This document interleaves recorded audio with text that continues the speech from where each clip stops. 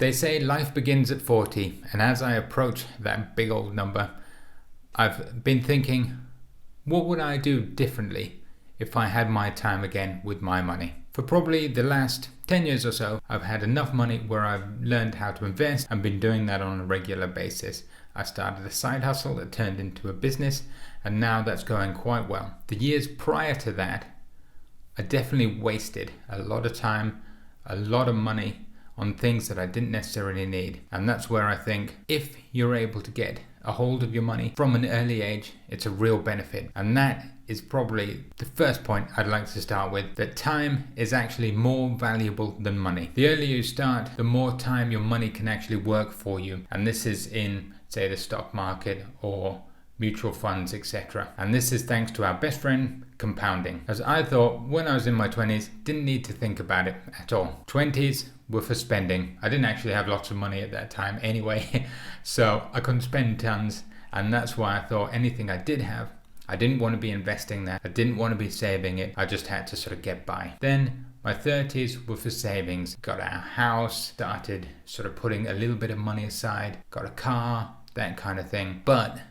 in reality, my 20s, my 30s, my 40s will be, my 50s and 60s, they will all be still investing, because there is no better way. Even if it's a small portion of your income, say 10% if you can afford it, it is a no-brainer to do it. And what I'll show you on the screen now is what it would look like if you invested £100 a month from the age of 20 all the way up to retirement age of 65, but you only put that money in for 10 years. So you only paid from 20 to 30. You'll see what sort of difference that makes. As you can see, the money does most of the work after you stop putting in the money, because the compound interest just starts compounding, builds on top of the money you've already got, then it builds on top of that, and eventually does that hockey stick curve up and to the right, which is the way you want your money to go.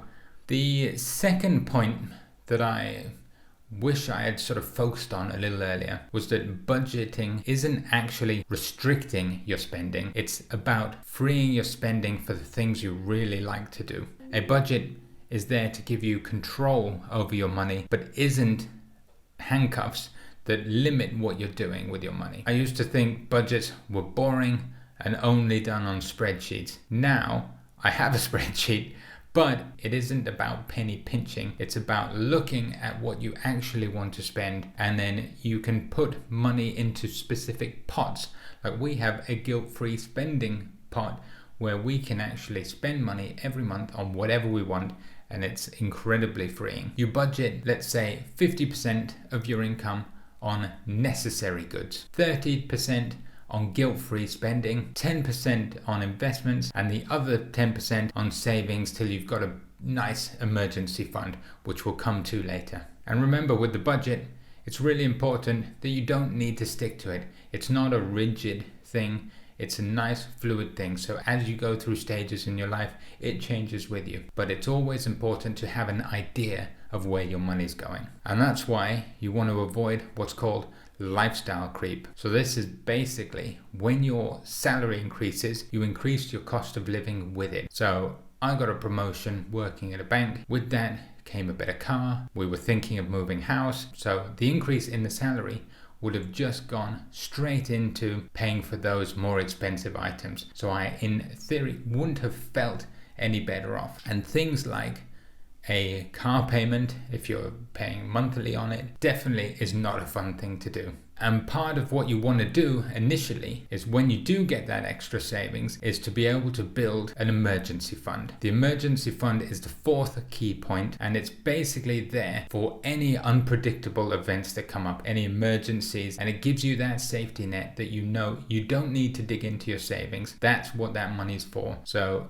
your fridge breaks down, there you go. Your emergency fund gets you a new fridge. And then what you do, the next few months, you just top that back up to cover that fridge. But you know you're taken care of. So anytime anything happens, that's there ready. What we suggest is aiming for 3 to 6 months worth of expenses in an easy to access account. So that's a key point, that you can actually get to that money when you need it. Don't worry about earning interest on this bit of money. That is there just as a buffer. And when things do go wrong, the fifth point that I want to make sure I really hammer in is that you do not want to have to borrow to get out of trouble. So debt is incredibly easy to get into these days, even harder to get out. Because what happens is debt can feel manageable at first. Let's say you buy something and the monthly payment is around £100 a month, and you go, I can afford that, that's here in my budget, no problem. But the next thing you buy, that's another £100, and these are the things you already have, already own and are using,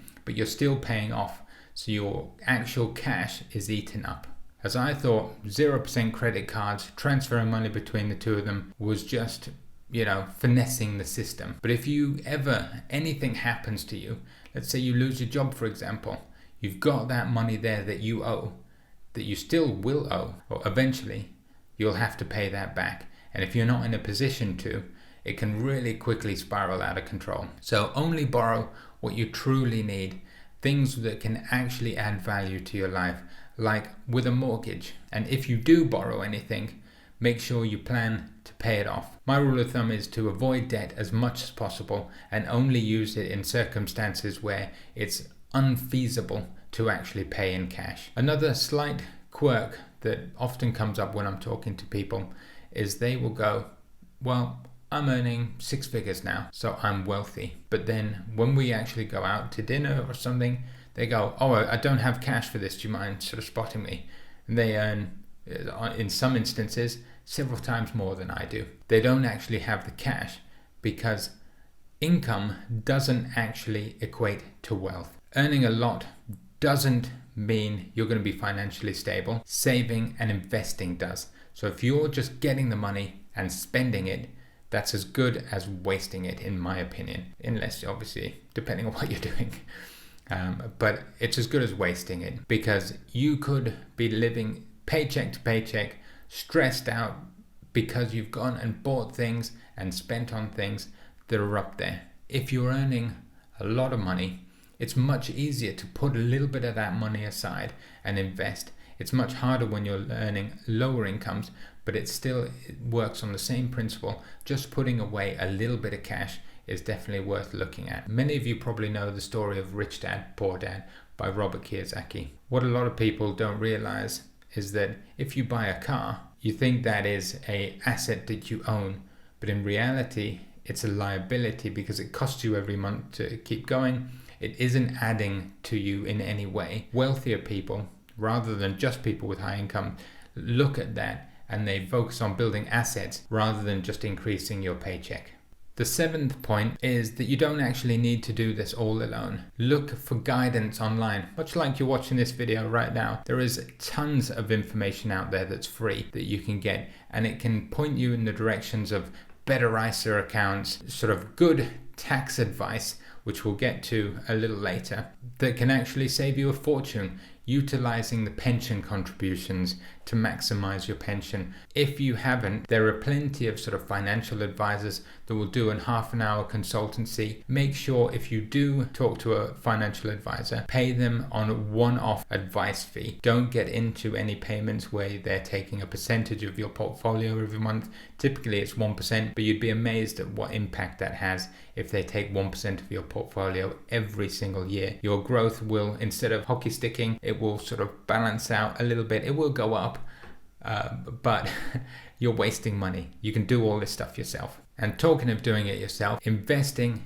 isn't as scary as it sounds. This is the probably biggest regret I have, and it is I didn't start investing into the stock market early enough. I have a mix of single stocks as well as mutual funds. I mostly invest into the S&P 500. I've got a Trading 212 account, and I invest into a Vanguard S&P. I think it's the VUSA, VUSA, for anyone wanting to have a look at it. But make sure you do your own research on that. Nearly 20 years ago, when I started sort of working, there wasn't the same sort of easy access accounts as there are now. Now, you can just go online and within 10-15 minutes, you have thousands of stocks at your fingertips that you can buy into in an instant for as little as a few pennies even. It is so accessible now. I always thought it was for people with lots of money previously, but it turns out anybody with a smartphone can do it now. I would start off with index funds, ETFs.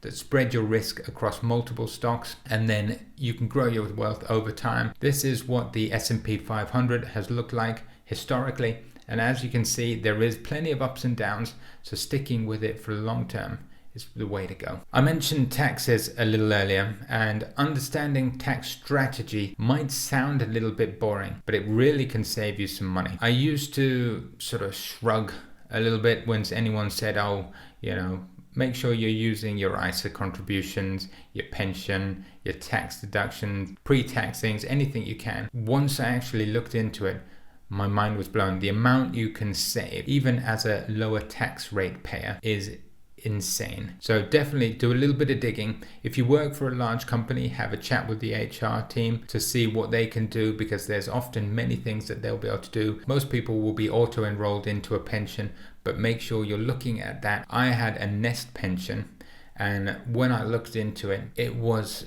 on a very, very basic investment plan. I think it was the medium risk level, and it was only in sort of bonds and low interest yielding things. Since I've switched to a higher risk basis, which is more in stocks, I've seen a massive increase in that. I'm happy to take the risk because I've got a long time, hopefully, left in investing, and happy to sort of see that through.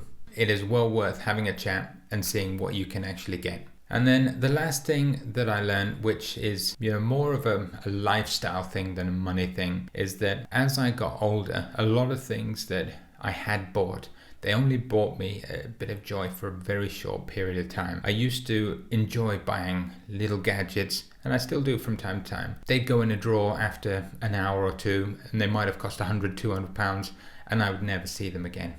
Now I think about what I'm buying more, and I do prefer using the money on experiences, going on holiday with my wife, that kind of thing, over to material things. I still will buy some stuff, and make sure you do treat yourself to what you want. Always focus on the things that actually bring you a lot of joy, rather than spending on things that are maybe fleeting, disappear. Because if you focus on the things you really enjoy, you can spend a lot of money on those whilst saving on other things that you don't. Like, I personally don't enjoy going out to restaurants. Not a big fan.